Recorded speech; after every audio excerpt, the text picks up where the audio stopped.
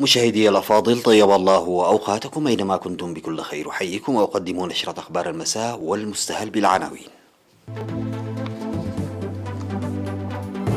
اختتام الاجتماع المجلس الوزاري لمنظمة مكافحة الجراد الصحراوي في شرق إفريقيا. تطور الخدمات الصحية في مستشفى مصوع.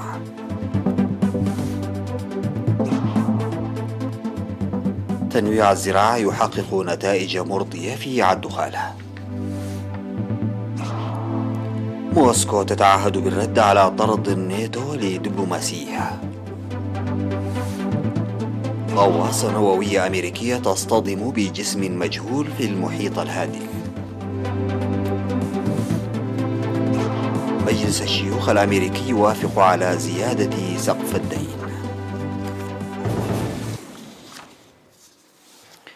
السلام عليكم ورحمة الله. اختتم اليوم الجمعة 8 أكتوبر الاجتماع الدوري السادس والستين للمجلس الوزاري لمنظمة مكافحة الجراد الصحراوي في شرق إفريقيا الذي انعقد في أسمرة. وبحث الاجتماع الذي عقد اليومين المواضيع التي أثيرت في مؤتمر المنظمة سابقا، وميزانية سنة 2021-2022 وتقارير الأنشطة الإدارية وكلمات المراقبين المشاركين في الاجتماع والمساهمة المالية للدول الأعضاء لدعم المنظمة. وأجرى الاجتماع انتخابات رئيس ونائب رئيس المؤتمر القادم، واتفق لعقد اجتماع اللجنة التنفيذية ومؤتمر المجلس الوزاري 67 من 24 وحتى 28 أكتوبر 2022 في أوغندا. وقال رئيس المجلس الوزاري لمنظمة مكافحة الجراد الصحراوي في شرق إفريقيا السيد فريد بوينو في الكلمة التي ألقاها إن الاجتماع كان ناجحا نتيجة للمشاركة القوية للدول الأعضاء، وشكر حسن الاستقبال والضيافة من شعب وحكومة إريتريا. ووقع ممثلو إريتريا والصومال وكينيا وجيبوتي وجنوب السودان وتنزانيا وأوغندا والسودان المشاركون في الاجتماع على وثيقة القرارات الصادرة عن اجتماع المجلس الوزاري السادس والستين لمنظمة مكافحة الجراد الصحراوي لشرق إفريقيا.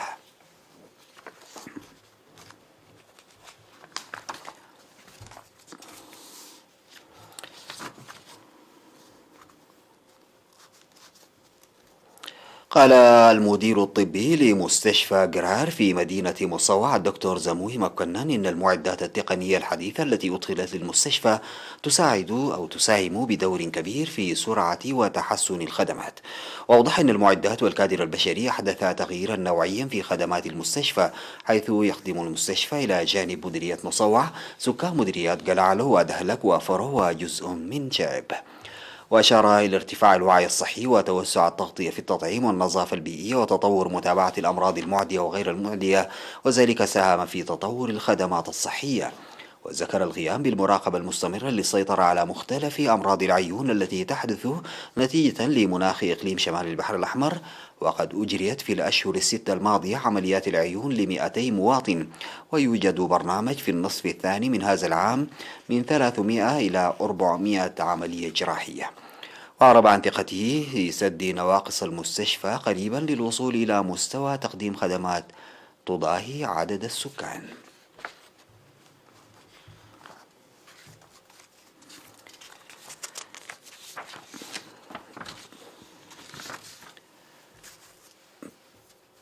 أعلنت وزارة الصحة إن الفحوصات المخبرية التي أجريت اليوم في مراكز العزل والفحص في الإقليم الأوسط أظهرت إصابة 3 مواطنين بفيروس كورونا في أسمرة، وظهرت إصابتان في مراكز العزل وإصابة واحدة في مراكز الفحوصات. في غضون ذلك شوفي مواطنان 2 من مرض كورونا في الإقليم الأوسط. بهذا بلغ عدد المصابين بفيروس كورونا في البلاد حتى الآن 6737، شفي منهم 6668 وتوفي 42، فيما لا يزال 27 مريضا يتلقون العلاج في المستشفيات. وزارة الصحة 8 أكتوبر 2021.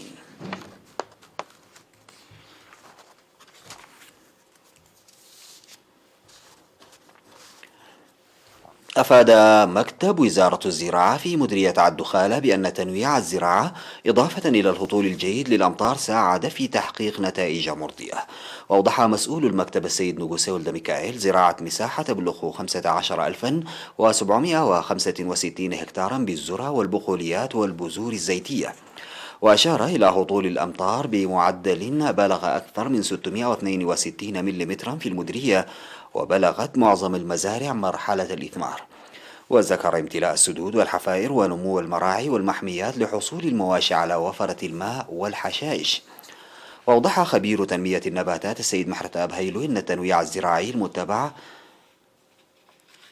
منذ عام 2018 أسهم في الحد من الحشائش الضارة وإخصاب التربة.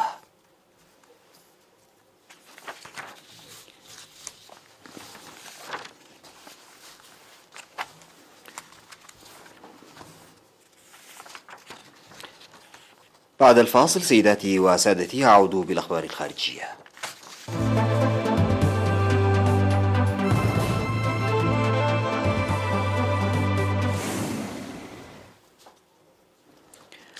قالت وزارة الخارجية الروسية إنها سترد على طرد حلف شمال الأطلسي الناتو 8 من دبلوماسيها المعتمدين لدى الحلف، في حين رجع الناتو قرار طرد الدبلوماسيين الروس إلى تنامي أنشطة موسكو الخبيثة، قائلا إن المطرودين كانوا ضباط استخبارات. وذكرت الخارجية الروسية أنها سترد على طرد دبلوماسيها من بعثتها لدى حلف الناتو، مضيفة أن قرار سحب اعتماد موظفي البعثة الدبلوماسية الروسية لدى الحلف أدهشنا لكنه كان متوقعا على حد تعبيرها.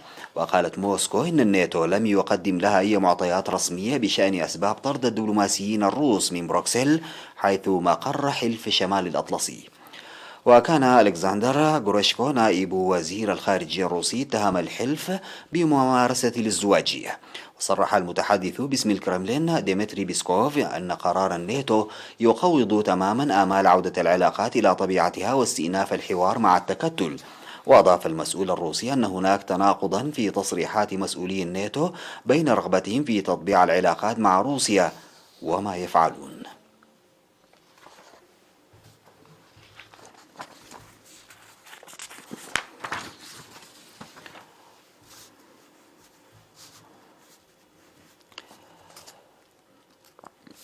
قال الجيش الأمريكي إن غواصة تابعة للبحرية الأمريكية صدمت جسما أثناء غوصها في منطقة آسيا والمحيط الهادي، لكن الحادث لم يتسبب في إصابات خطيرة.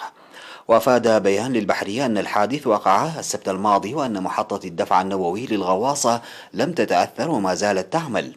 وأضافت إن الغواصة لا تزال في حالة آمنة ومستقرة. وقال مسؤولون أمريكيون تحدثوا بشرط عدم الكشف عن هوياتهم إن الحادث وقع في المياه الدولية في بحر الصين الجنوبي، وإن أقل من 15 شخصا أصيبوا بجراح طفيفة مثل الرضوض. ووصفت حالة 2 من الجرحى بالمتوسطة. وأضاف المسؤولون أن الغواصة تتجه الآن صوب غوام بطاقتها الذاتية، وذلك لإجراء مزيد من الفحص. وأوضح المسؤولون أنه لم يتضح حتى الآن طبيعة الجسم الذي اصطدمت به تلك الغواصة.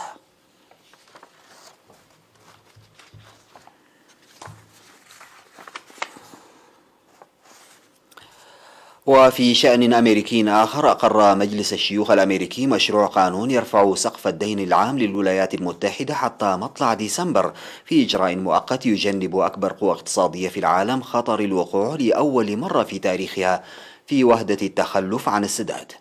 وصوت المجلس بأغلبية 50 صوتا مقابل 48 لصالح مشروع القرار في أعقاب صراع على مدى أسابيع بين الحزبين الديمقراطي والجمهوري.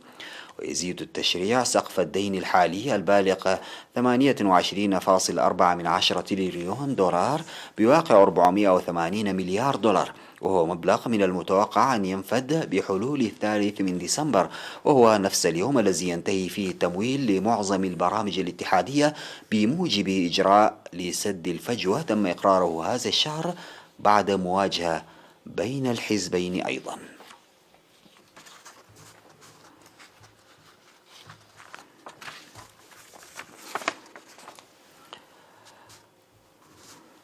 شارك 30 شخصا في عملية تحرير حوت أحدب تقطعت به السبل قبالة سواحل بيونس آيرس في الأرجنتين، وتم استخدام حفار عملاق لرفع الحوت وتحريكه داخل المياه مرة أخرى. ونجح رجال الإنقاذ في عملية إنقاذ الحوت الأحدب بعد أن جرفته المياه على ساحل المقاطعة الأرجنتينية. واستخدم رجال الإنقاذ بمساعدة موظفين من مختلف الوكالات الحكومية أحزمة وحفارة ثقيلة لإخراج الحوت إلى عمق يمكن أن يطفو فيه. وبمجرد وصوله إلى هذا العمق كان الحوت الأحدب يتفاعل بسرعة وسبح في البحر وفقا لما ذكرته المؤسسة البيئية.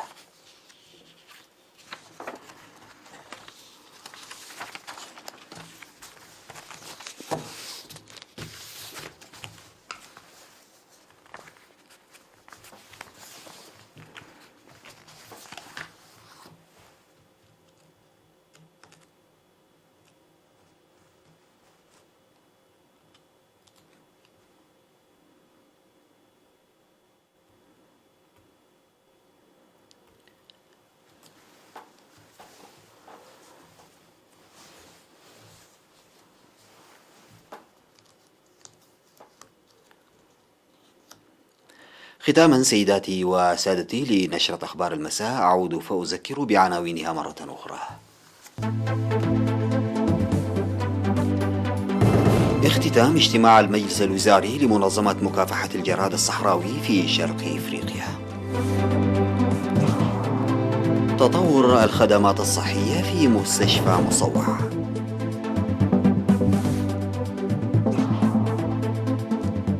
تنويع الزراعة يحقق نتائج مرضية في الدخالة. موسكو تتعهد بالرد على طرد الناتو لدبلوماسية.